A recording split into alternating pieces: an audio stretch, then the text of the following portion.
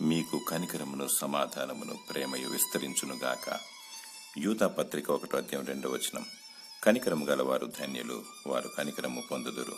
దేవుని ప్రేమించి ఆయన ఆజ్ఞలను పాటిస్తే 1000 తరముల వరకు కరుణించబడతాము, రక్షింపబడతాము, దీవించబడతాము. సమాధానపరచువారు ధన్యులు, వారు దేవుని కుమారులు అనబడుదురు.